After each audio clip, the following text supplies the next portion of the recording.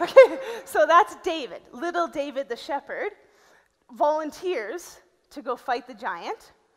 And David is this little guy, a shepherd, and King Saul is like, no way. You cannot fight. You're not a fighter. You're just a kid. You cannot go. But David keeps volunteering to go into the valley and fight Goliath.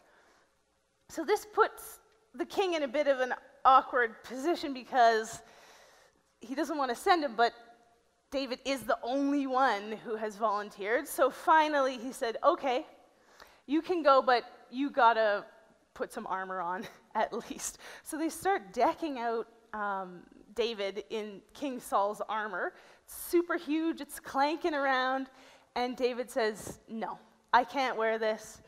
It's not mine and it doesn't fit. I'm going, but as me.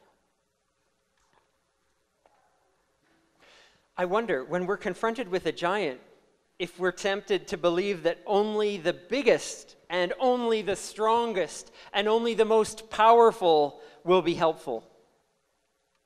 We're tempted to believe that we need to be someone we're not. A Goliath, like a bully, more than anything, wants to compromise someone else's identity. They want to make us think that we can't possibly be who we are. We need to be someone else. But what would happen if a small shepherd boy dressed up in armor way too large for him and face a giant that had lived and breathed in that armor all his life?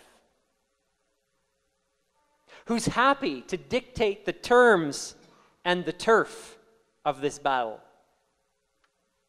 The reality is there is no way to win against a Goliath, a fear, a foe, when we are forced to be someone we're not. When we compromise who we are, we've already lost. The only way forward is to know who we are and, like David, find the courage to be true to that person. These giants and bullies and Goliaths are everywhere. The only tool we need is our ability to know ourselves and respond from who we are,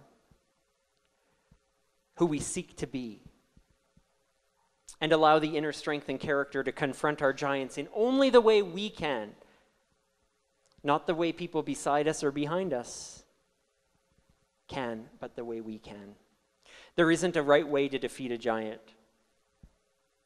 There is only how creative we are at expressing who we are and finding our own strength and our own skill and our own experience.